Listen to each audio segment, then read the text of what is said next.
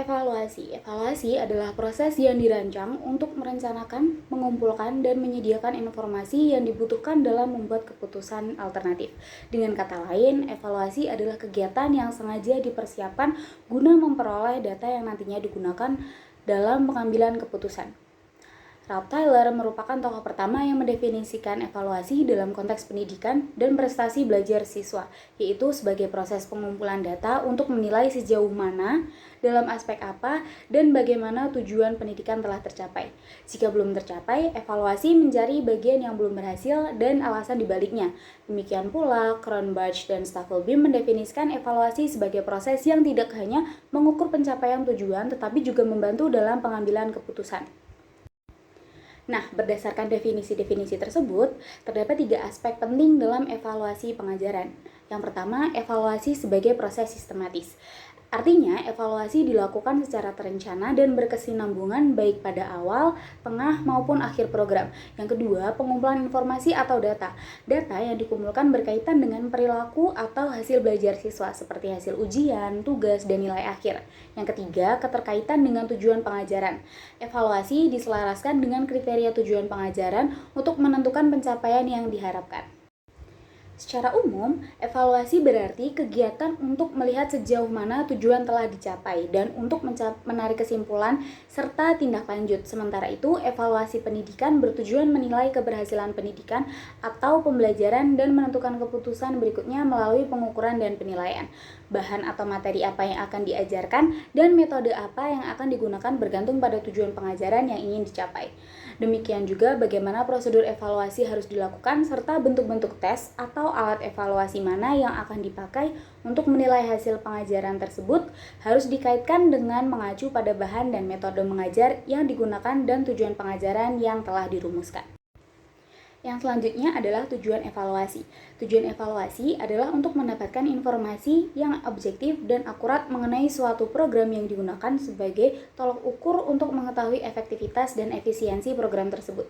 Informasi ini meliputi proses pelaksanaan, dampak atau hasil yang dicapai, serta pemanfaatan hasil evaluasi.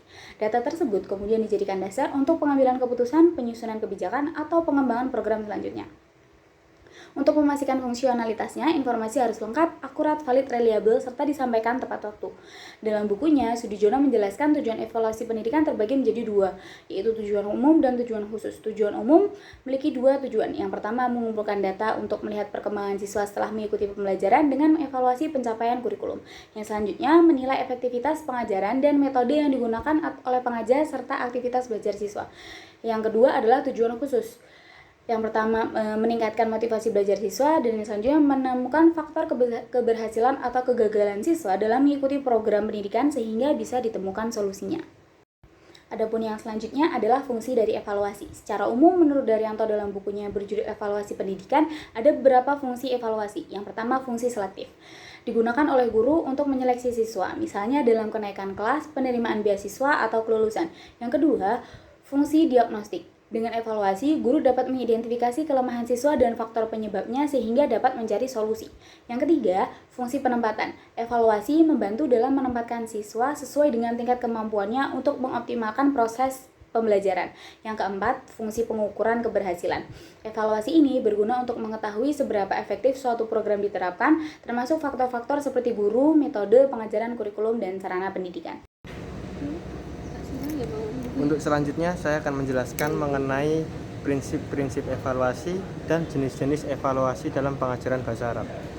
Yang pertama, prinsip-prinsip evaluasi pengajaran bahasa Arab. Menurut M. Ngalim Purwanto, terdapat 4 jenis prinsip-prinsip dalam pengajaran bahasa Arab. Nah, prinsip yang pertama yaitu keterpaduan. Dalam keterpaduan ini, evaluasi yang dilakukan saling berkaitan dengan tujuan pengajaran dan juga metode pengajaran yang dipakai dalam pengajaran bahasa Arab. Dan di MA Al-Muayyad sendiri menerapkan keterpaduan ini dalam evaluasi mereka. Jadi ketika evaluasi dilakukan, maka evaluasi tersebut saling berkaitan dari tujuan pengajaran dan juga materi-materi yang telah dilaksanakan. Lalu yang kedua, keterlibatan siswa.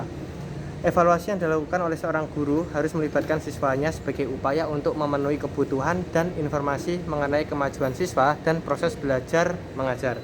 Nah, di MA Al-Mu'ayyad sendiri, dalam melakukan evaluasi pengajaran, seorang guru melibatkan siswanya, yakni dengan memberikan tugas dan juga membentuk kelompok presentasi. Lalu yang ketiga, koherensi. Evaluasi yang dilaksanakan oleh seorang guru harus sesuai dengan materi yang telah disajikan kepada murid-muridnya. Begitu juga dengan evaluasi yang dilaksanakan di MA Al-Mu'ayyad. Jadi seorang guru memberikan evaluasi kepada murid-muridnya mengenai materi yang sebelumnya telah diajarkan kepada mereka.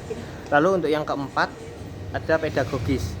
Nah, evaluasi dilakukan sebagai alat memotivasi para siswa dalam memperbaiki sikap dan tingkah laku mereka yang ditinjau dari segi pedagogis. Atau prosedur evaluasi pembelajaran bahasa Arab. Yang pertama ada menyusun rencana evaluasi hasil belajar, yang kedua menghimpun data, yang ketiga melakukan verifikasi data, yang keempat mengolah dan menganalisis data, yang kelima memberikan interpretasi dan menarik kesimpulan, dan yang terakhir yaitu tindak lanjut evaluasi.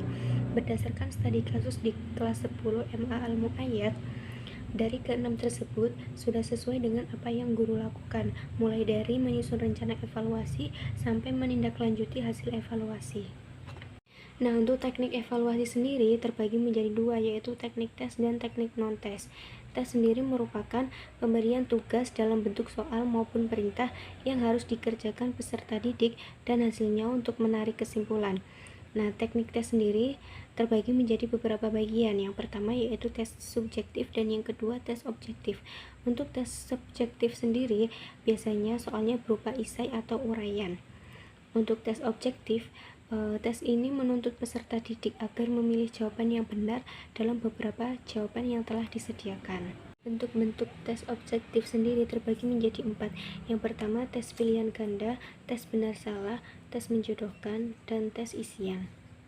Teknik tes berdasarkan penyusunannya terbagi menjadi 2, yaitu tes standar dan tes buatan guru. Untuk tes standar itu mengalami proses standarisasi, yakni proses validasi sehingga tes tersebut benar-benar valid. Biasanya tes ini yang buat adalah dari lembaga pemerintah. Untuk tes buatan guru berarti guru dibebaskan untuk membuat soal sendiri karena sudah menganut kurikulum merdeka. Nah, berdasarkan waktu, tes dibagi menjadi 4.